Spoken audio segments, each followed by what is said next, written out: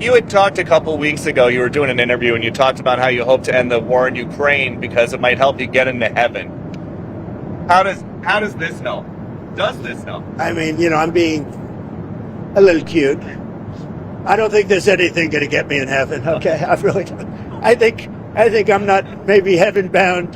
I may be in heaven right now as we fly in Air Force One. I'm not sure I'm going to be able to make heaven. But I've made life a lot better for a lot of people. And, as an example, had the election of 2020 not been rigged, you would have millions of people living just in Russia, Ukraine alone.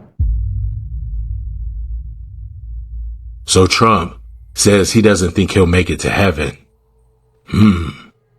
Could it be because of the, quote, wonderful secrets he wrote about in this birthday note to Jeffrey Epstein? Happy birthday, and may every day be another wonderful secret. Wonderful secret. Wonderful secret. Or could it be because of the unrepented hatred he holds deep in his heart for all those he considers his enemies? I hate my opponent, and I don't want the best for them. I'm sorry. Maybe he doesn't think he'll make it to heaven because of that operation of his, which warp-speeded so many experimental test subjects to an early grave. Died suddenly. Excess death rates have skyrocketed. I don't think there's anything going to get me in heaven. Okay, I really don't. I think I'm not maybe heaven bound.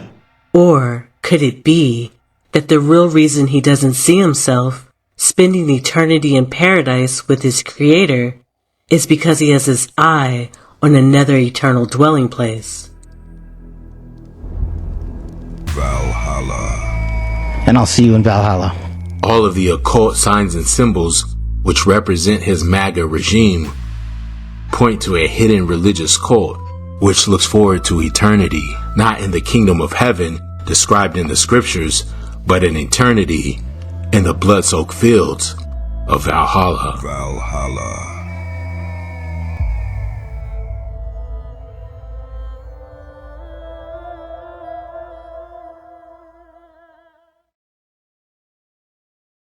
Now it's true, Trump has widespread support amongst those who identify with rural conservative Christianity, most of whom would never even consider that their country has just been taken over by the reemergence of an Odin-worshipping death cult. No, they don't consider why their Christian Trump would represent himself as Kronos, a demonic harbinger of death. And in the latter time of their kingdom, when the transgressors are come to the full, a king of fierce countenance and understanding dark sentences shall stand up, and his power shall be mighty, but not by his own power. And he shall destroy wonderfully, and shall prosper and practice, and shall destroy the mighty and the holy people. And through his policy also he shall cause craft to prosper in his hand, and he shall magnify himself in his heart, and by peace shall destroy many. He shall also stand up against the prince of princes, but he shall be broken without hand.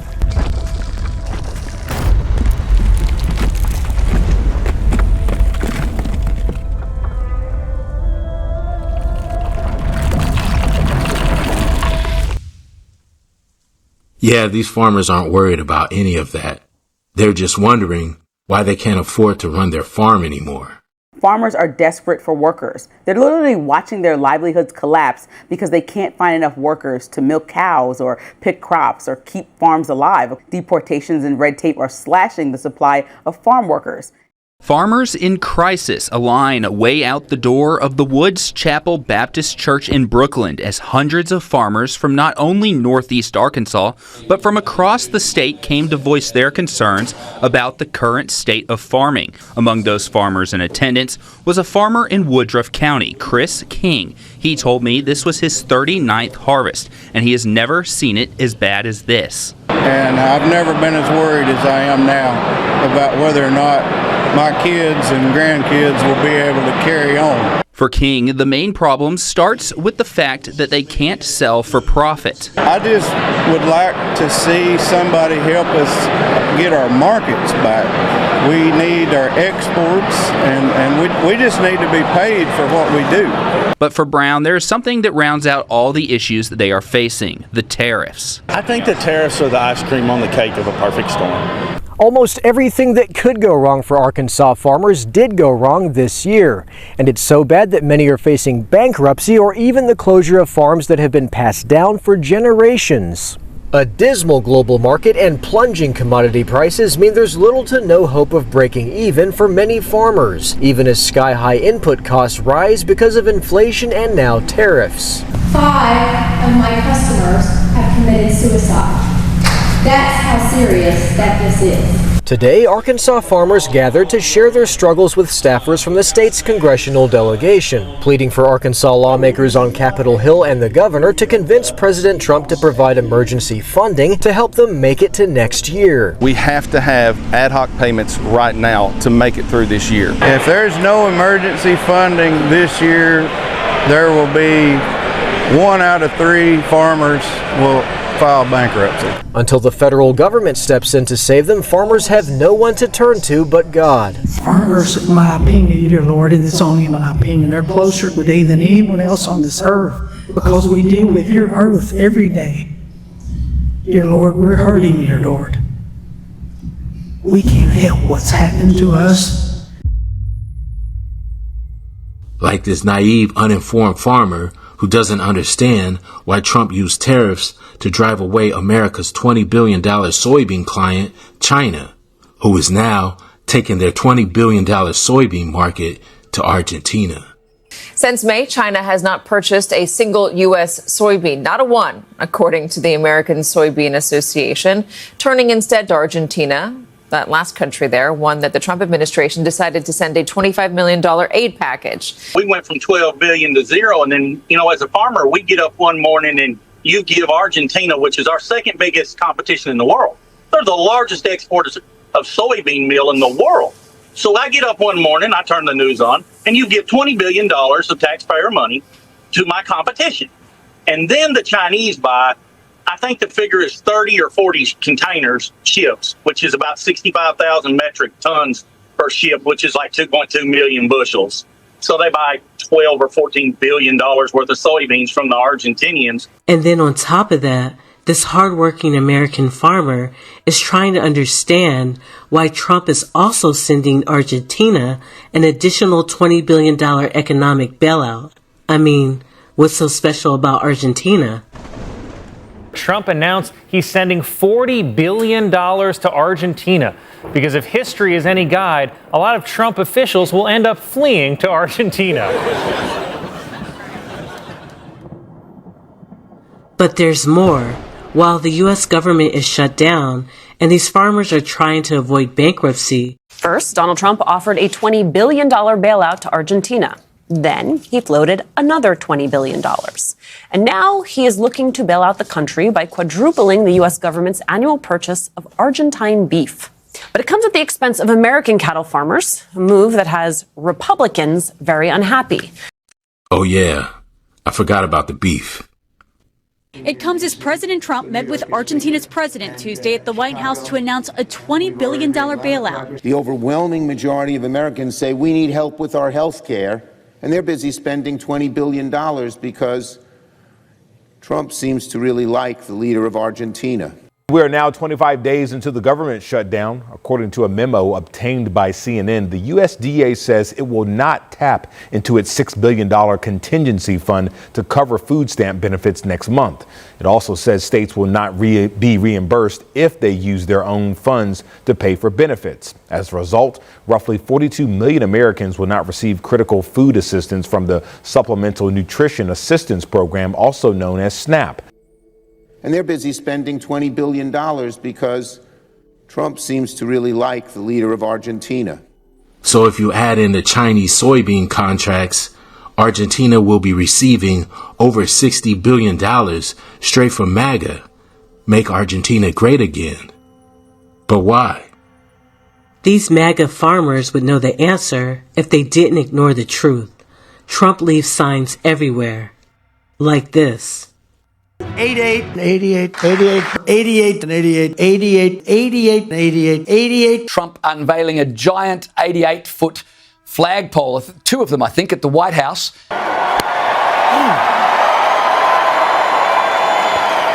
Former president is under fire for a video he posted on social media that used language from Nazi Germany. George, good morning. Of course, it is normal for presidential candidates to share videos with their vision for the country. It is not normal for those videos to include references to Adolf Hitler and Nazi Germany. Former President Donald Trump sparking backlash this morning after a video posted to his social media account seemingly suggests there will be a unified Reich if he wins the 2024 election. Donald Trump wins. What's next for America? Those words are largely associated with Nazi Germany and Adolf Hitler's Third Reich, another name for his Nazi regime. The 30-second video features hypothetical newspaper articles of Trump celebrating a victory in November. That phrase appearing 3 times, including under the headline, "What's Next for America?" It includes references to World War I, citing German industrial strength and peace through strength. The American dream is back. The Trump campaign deleted the video after several hours, but it's not the first time Trump has used language similar to what Adolf Hitler once wrote. Just months ago, he declared immigrants are poisoning the blood of America. They're poisoning the blood of our country. That's what they've done.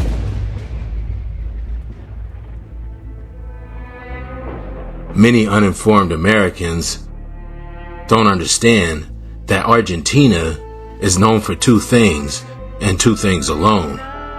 That's the tango and Nazis. It's 1945. The war is over, but thousands of Nazi officers, collaborators, and sympathizers are quietly disappearing across Europe. Where are they going? And why did so many of them end up in Argentina, of all places? What if I told you that after World War II, some of the most notorious war criminals didn't face justice in Nuremberg, but instead started new lives thousands of miles away in Argentina? What if the very people responsible for some of the darkest chapters in history escaped their fate, aided by secret networks, sympathetic governments, and even powerful institutions? This is not just speculation. It happened. Thousands of German officers, SS members, and wartime collaborators from across Europe fled to South America, slipping through the cracks of post-war justice.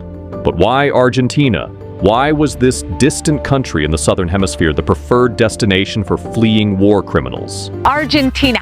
You may have heard of this nation for its football, its tango, or maybe its beef.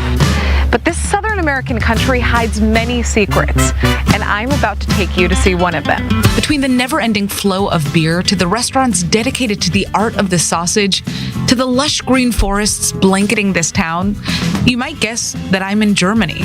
But you're totally wrong. I'm all the way in Argentina. And while visiting here may seem like all fun and games, this tiny town is home to a dark history that many know little about. It was an escape haven for the Nazis. Some even say that Hitler passed through. Let's go back in history. When World War II broke out in Europe in 1939, it changed the face of the world, even all the way in the most southern point of Latin America. Here in Argentina, General Juan Domingo Perón was rising to power in the 1940s, bringing along with him fascist-friendly ideas. When the war ended, a secret apparatus had been set into place to help Nazi criminals escape prosecution by allowing them to hide in Argentina. From the moment they arrived in Argentina, the Nazis spread across 4 different points. The most important were Buenos Aires, Bariloche, Barrio Rio Negro, and right here in Córdoba. According to historical records, Hitler died in a bunker in Berlin in 1945. But there are also theories that the Nazi leader actually escaped to Argentina that same year in a secret submarine. Some say he lived his final years among these very mountains. I believe they're more than rumors. Hitler was in the province of Córdoba, specifically in a town called La Falda. He was there in 1947, according to lots of data that I've collected from multiple sources in the area. Pablo Weschler is a journalist that has been filming a documentary about Hitler's alleged escape to Argentina since 2005. And he says he has the information to prove it. First of all, I traveled to La Falda and I met with local historians that provided this information. I interviewed Miss Catalina Gomero, one of the only two people who agreed to speak about this. She said in 1947 she was a waitress and served Adolf Hitler in Hotel Eden in La Falda for the course of 3 days. Hotel Eden is just a couple dozen kilometers from Villa General Belgrano, and what is for sure is that Hitler was in the province of Cordoba. There are also reports that say the Eichhorn family in La Falda were making lots of preparations to help Hitler arrive to Hotel Eden. This information comes directly from the Americans. The FBI passed this information along to Edgar Hoover, who at the time was the director of the FBI. The question I still have is, why didn't they go after him? Former president is under fire for a video he posted on social media that used language from Nazi Germany. Tonight, with the government shutdown stretching into day 14 and with millions of federal workers going unpaid, President Trump welcoming his political ally, Argentina's President Javier Milei, to the White House to announce a $20 billion bailout for his country. Argentina is one of the most beautiful countries that I've ever seen, and we want to see it succeed. Very simple. This morning, the Biden campaign issuing a statement saying Donald Trump is not playing games. He's telling America exactly what he intends to do if he regains power, rule as a dictator over a unified Reich. The Biden campaign calling this a pattern, noting that the former president had dinner with a white supremacist 2 years ago and also once said that there were very fine people on both sides after the Charlottesville white supremacist rally. This morning, new fallout after the leak of racist text messages linked to members of young Republican groups across the country. Politico says Peter Junta, who was the chair of the New York State Young Republicans, allegedly wrote in a text message, "Everyone that votes no is going to the gas chamber." In another exchange, Junta reportedly responded, "Great. I love Hitler," during a discussion about backing a right-wing candidate. What Politico published today shows the conservatives openly praising Adolf Hitler, making celebratory jokes about gas chambers and slavery and rape. For example, when the chair of Arizona Young Republicans asked if the New Yorkers in the chat were watching an NBA playoff game, New York State Republican Chair Peter Junta responded, "I'd go to the zoo if I wanted to watch monkeys play ball."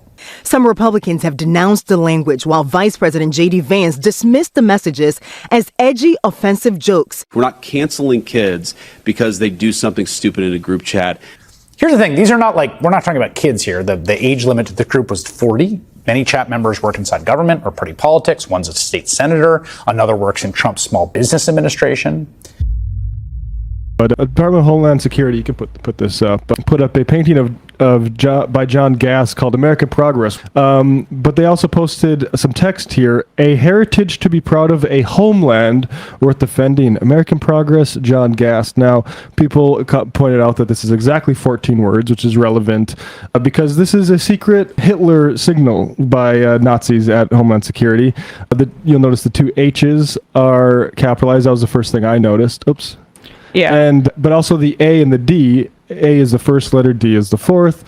H's are the 8. 1488 is a Hitler, sort of secret Hitler code, basically. Yeah, 88 is the H is the 8th letter in the alphabet, so that would be two H's together, meaning correct. Hitler. And, go back to Emma, this is something that the Department of Homeland Security was doing in Trump's first term. There was a press release where they said they lost track of 1,488 kids. And, some people might think that is a little bit far-fetched, but I would suggest no, it's not. It's a explicit pattern. It's not far-fetched. Yeah. They've been doing this over and over again. Yeah, I had a tweet in 2019, in light of Stephen Miller's white nationalism being documented, we should revisit stories like these, dismissed by many at the time as eerie coincidence. There should be more panic about Nazis in power. I mean, this is Lori Voss in 2018. I wonder if they took this down, but you can still see in the Maybe URL. The Biden administration did. But the URL was, "We must secure border and build wall, make America safe again." That is the invocation of the 14-word slogan. There's another one here where HHS issued the number 1488 4 months prior. Stephen Miller is just a Nazi. This is just Nazis winking at each other as, Border Patrol signs people up for 6-figure jobs with $45,000 signing bonuses. Argentina is one of the most beautiful countries that I've ever seen, and we want to see it succeed. Very simple.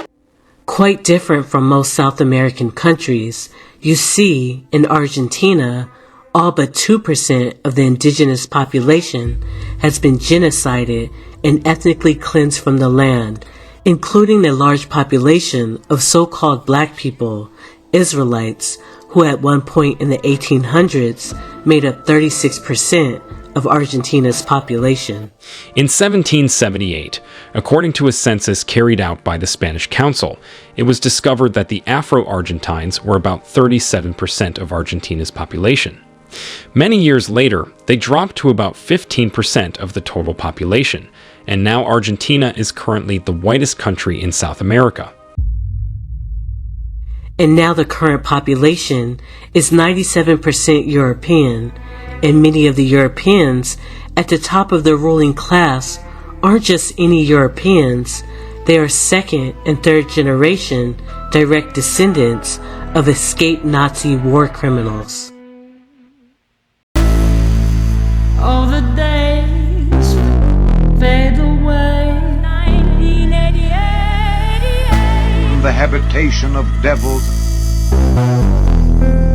and a cage of every unclean and hateful bird. Just fade away. Operation Warp Speed. Lest Satan should get an advantage of us, for we are not ignorant of his devices.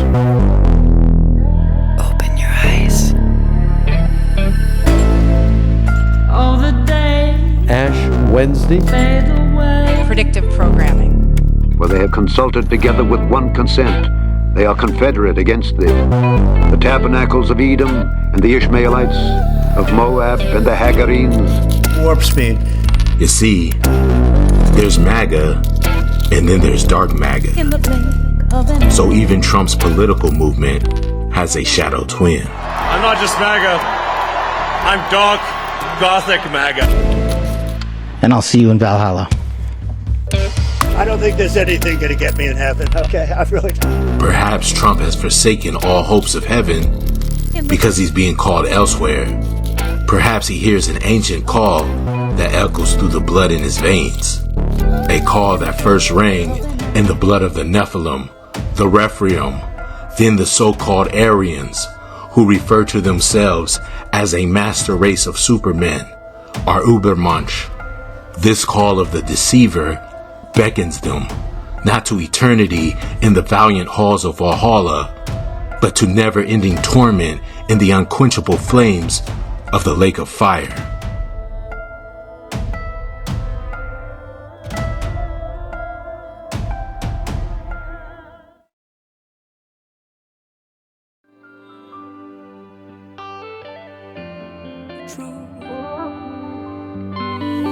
Truth.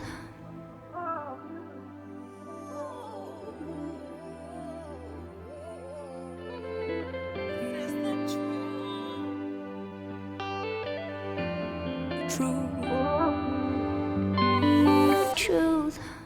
If you would like to support our work, please join our Patreon or websites. If you would like to send us a donation through Cash App or PayPal, the links are in the description box below.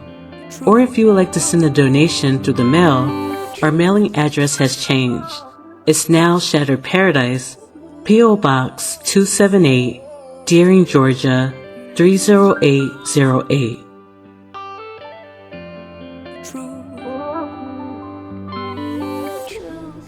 We thank each and every one of you for walking with us, encouraging and praying for us. You have made it possible to continue this work. Some of you have been supporters since we started in 2016, when we barely knew how to edit, and we have grown together. Thank you for striving with us. We greatly appreciate it. May the Most High richly bless and keep you.